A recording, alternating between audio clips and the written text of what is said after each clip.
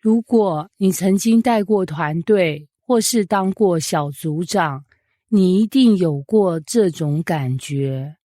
为什么所有的问题都来找我？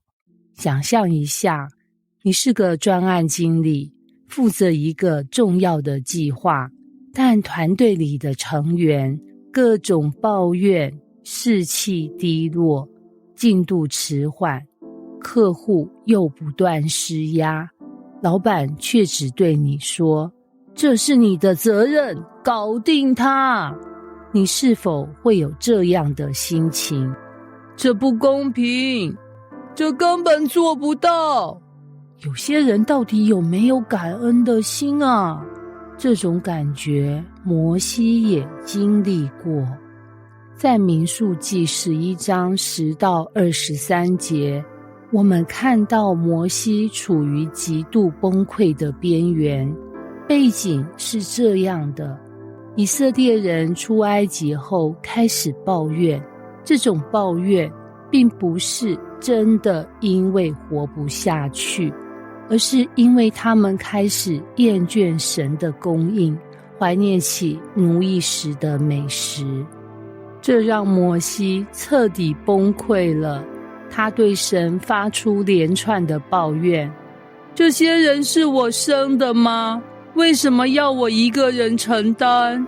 甚至还说，如果这是你的心意，干脆把我杀了算了。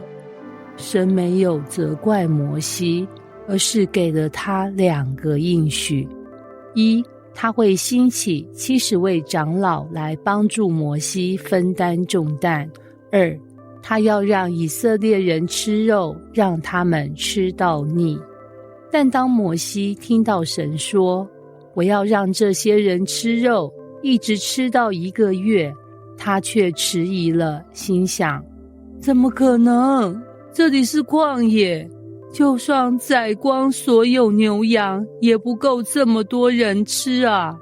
摩西陷入了人的有限思维，而神则提醒他，我的手臂岂是缩短了吗？摩西的心态是否也反映了我们在压力下的挣扎呢？ Kevin 是个创业家，几年前他辞掉了稳定的工作，创立了一家科技公司。刚开始的时候，他充满热情，觉得这是神给他的呼召，要用科技改变世界。然而创业的现实比他想象的更残酷，资金不够，团队不给力，客户不买单，竞争对手不断崛起。最糟的是，员工开始抱怨，老板，我们的薪水太低了，我们要更多的资源。这样下去，公司会不会倒闭啊？ Kevin 一开始还能撑住，但某天晚上，他加班到凌晨3点，看着空荡荡的办公室，心里的压力瞬间爆发。神啊，这一切是你带领的吗？为什么你不帮助我？那天他跟太太诉苦，我真的快撑不下去了，我觉得自己根本没有能力带领这间公司。太太安静地听着，然后问，你还记得当初为什么创业吗？当然记得，因为我想为神做大事。 Kevin 苦笑，但现在我只觉得自己像个失败者。太太轻轻地说，你是不是把所有责任都扛在自己身上，忘了依靠神？这句话让 Kevin 愣住了，他想起自己这几个月来的祷告，都是向神抱怨，而不是寻求神的帮助。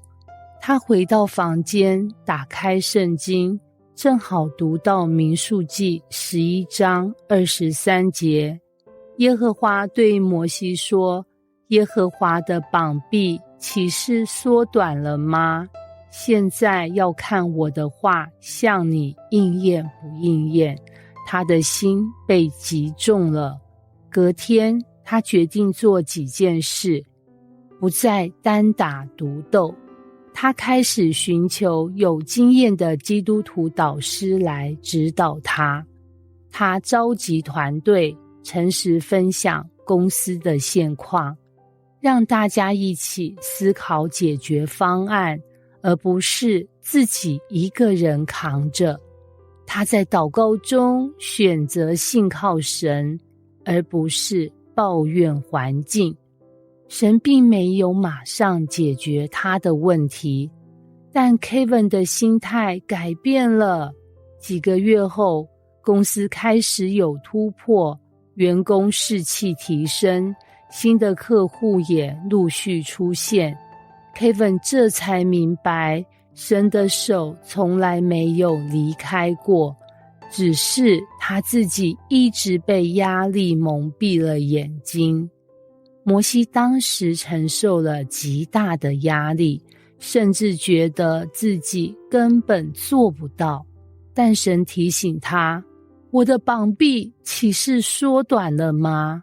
我们是不是也曾像摩西一样，当责任变重，我们选择抱怨，而不是寻求帮助；当挑战来临，我们选择怀疑，而不是信靠神。